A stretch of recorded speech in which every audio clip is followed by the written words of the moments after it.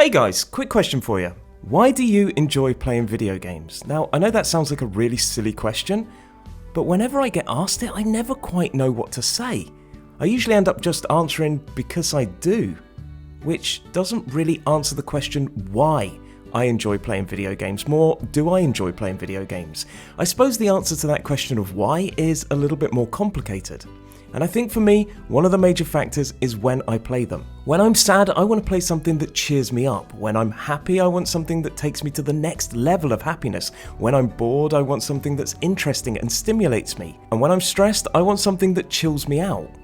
And I choose to play specific games at specific times. For example, if I'm really angry, then that's going to be a doom day. In short, what I think is one of the major factors of why I enjoy video games so much is that they help stimulate and alter my mood. And for me, Slime Rancher is one of the best games at cheering me up and chilling me out. It's a game I refer to as my happy place, which I know is like a vapid phrase, but it kind of sums it up.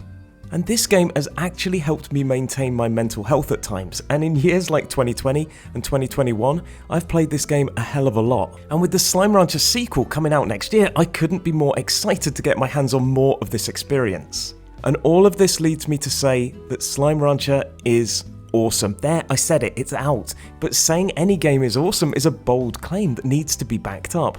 But I think in the case of Slime Rancher, it's somehow a little bit bolder. Because for example, the other day I told a couple of my friends that I was planning to make a video called Slime Rancher is awesome, and they laughed at me. They said, how could a game with a name like Slime Rancher ever be considered awesome? Now these two guys have never ever played the game or even watched it. Just on the name alone, it put them off. And I get it.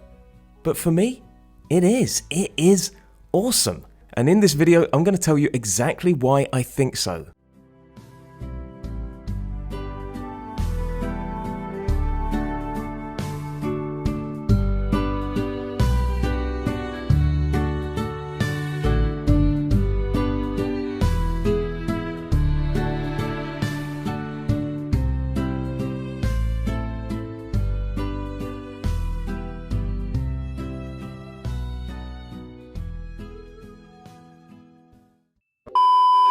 So I first discovered Slime Rancher while I was looking for an alternative to play to Stardew Valley. I think at the time I was waiting for a new patch to drop on the PlayStation version of Stardew Valley, and I started looking for something to play in the meantime. Now whenever you're talking about a game with farming mechanics, it is impossible not to mention Stardew Valley. That game is not only one of the best games with farming mechanics, it's not only one of the best indie games of all times, it is one of the best games of all time. That game is the king of indie gaming. But like I said, I was waiting for a patch and I was looking for an alternative, so I scoured one of those lists that gave me 9 alternatives to Stardew Valley or something like that.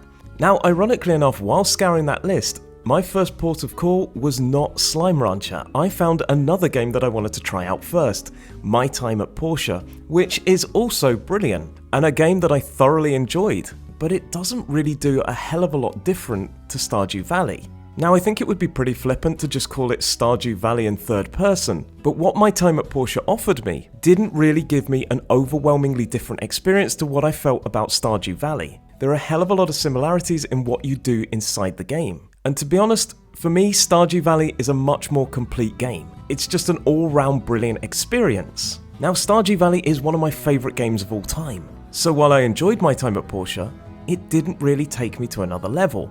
Roll on me looking back through that list, and this time I come across Slime Rancher. Now at the start of the video I said that I understood my friend's opinion about a game with the name of Slime Rancher ever being awesome, because I took one look at the game and I just thought, I didn't really expect that much from it. Now, I saw it had rave reviews, so I thought I'd give it a chance. I just didn't expect it to hit different or surprise me in any way. How wrong I was.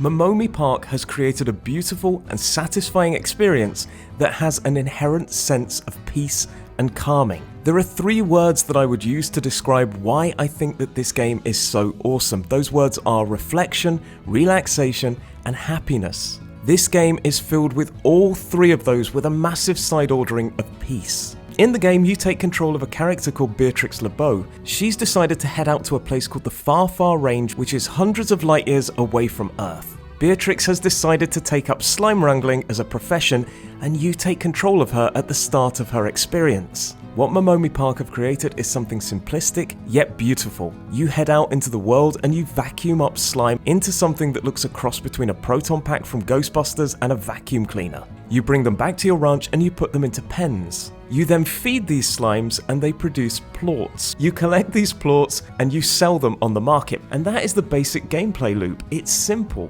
You can grow your own crops to feed your slimes, and you can even crossbreed some of your slimes by taking one slime and feeding it another slime's plort. Each slime has a food type that they love, for example meat, vegetables or fruit, and if you feed them their favorite individual food, they will double plort. Yeah, double plort. If you're looking for some extra, there are some orders that you can take on this kind of digital screen that you can fulfill, and there's also some kind of timed race where you collect as many special plorts as you can, and when you get enough plorts you can open up a new area. There's also some kind of upgrade mechanics where you can upgrade your equipment and the farm itself, and there's also a scientific area. One thing I love about this game as well is that it is totally kid friendly, and that is a tricky thing to find. And I know because I've got a young kid who wants to play video games. This is a game that doesn't have microtransactions, which means that fear of them accidentally finding your credit card and putting on a huge bill isn't there in this game. There's also no kind of innuendos or bad language that you may have an awkward question from your kid after they've played this. In fact, what this game does is teach them simple financial and economic models. They go out, they do a bit of farming, and then they sell these plorts, and the prices of the plorts goes up and down like a mini commodities market. Now I know it's absolutely cliche to say, but this game is great for gamers of all ages. And all of that goes to tell you what Slime Rancher is, but it doesn't answer that fundamental question of why I think this game is so awesome. So let's talk about that. Now I told you all about the gameplay loop, and notice in that time I didn't mention any interaction, and that's because fundamentally there are no NPCs in this game. Now if you compare that or contrast that to something like Stardew Valley or My Time at Portia, in those games you are constantly running around giving gifts, trying to level up your hearts, impress these people with a view to them becoming friends or sometimes even marry you. Now I know this is a bit of a step, but in those two games there is an inherent pressure on you to make friends and interact. A social pressure if you like, something that we experience in our real lives. Now I'm not saying that My Time at Portia or Stardew Valley is as complicated as your social interactions in real life, but the point is sometimes in our everyday lives those things are overwhelming and you want to escape that. Slime Rancher gives you that opportunity. There are no NPCs in this game, there's no interactions. The only kind of real thing you get is a few letters from back home and those orders that come up on the screen, but you don't have to talk to people or engage in any way. And I know that sounds like it might be a bit of a lonely experience, but it's not, because the world is so vibrant. It's filled with happy slimes, clucking chickens, and vibrant colours. You may be alone in this game, but you never feel lonely. There's always something going on to see or do. And that, my friends, is what gives you the power to reflect. It's that sense of calm and peace that allows you to think about your life or just sink completely into the experience. And I mentioned the happiness of this game. This game, look at it. It is absolutely stunning. I mean, just look at it. All of the slimes and chickens just look happy. They're clucking away.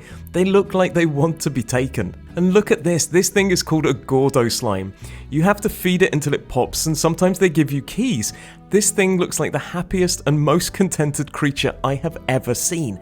The textures, the colours are just vibrant. It gives it a cartoony feel that just makes it feel happy. And on top of that, there's the music. Now I know this is a bit of a leap, but this is my interpretation. I don't know why, but this tune reminds me of some kind of French bistro having a glass of wine, looking out on a beautiful vista, somewhere that I've never been, but in some ways that music just triggers that imagination, in a sense that it's just calming but also upbeat, adding to that sense of relaxation and peace. I think another thing that adds to the peace of this game is that time has no measure. It really is unimportant. You never have to sleep in this game. You can just head out into the range and just keep going. There are no seasons to worry about or pressure from any kind of time limits. And yeah, I mentioned those orders and they are timed, but if you don't complete them before the end of the timer, they just end. And then you can do another one. In short, there is no punishment. And that is something again that I'm going to compare to Stardew Valley and My Time at Portia. Stardew Valley in particular has pretty strict punishment mechanics when it comes to time. If you don't complete all of your tasks in the day, for example watering your crops, you may lose them. And one of the major punishment mechanics of that game is if you stay out too long, you fall asleep from exhaustion, and when you wake up the next morning, your energy levels are lower, or you may have even lost some of your things. In short, you are punished for not doing things within the allotted time. Slime Rancher doesn't have that. If you don't feed your slimes, no worries.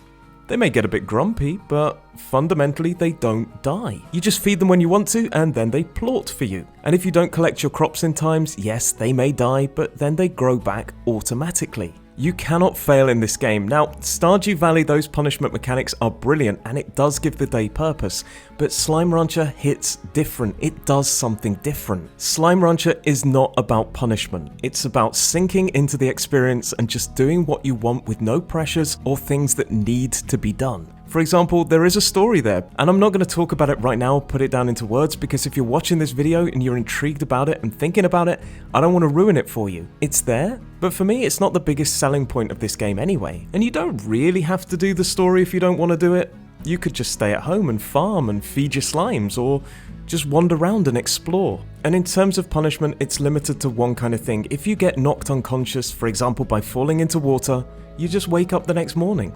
No problem. Ready to go again.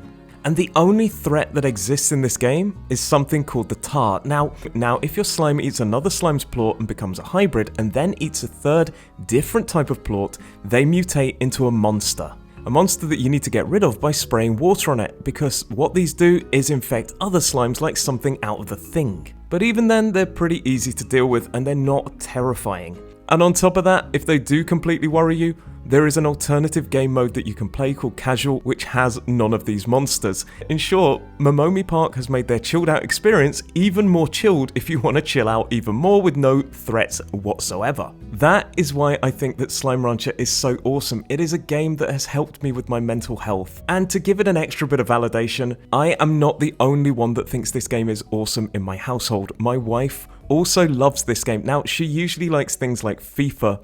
She loves the action and the football elements of those games, and games like Slime Rancher isn't something she would normally go for. For one reason, she gets really dizzy when she plays first-person games. But for Slime Rancher, she totally sunk into the experience, and I asked her why. What made this game for her so special? And all she said to me was, the game is so happy. That is the reason. It is just so happy. So, there you go. That is why I think Slime Rancher is so awesome, and why I'm oh so excited about the sequel. If you're looking for a game that has an inherent sense of peace and calm with a side order of happiness, then this is most definitely something to look at. There is zero pressure to this game. And yeah, there are things to do, an end game to reach, but fundamentally your goals are your own. It's not as open or sandbox-like as something like Minecraft, but what you have got is a game that just is peace. I mean, sure, if you want a time limit, the game does offer you a speedrun mode, but that's your choice. For me, I never bothered with it, because that's not the experience I want to take away from this game.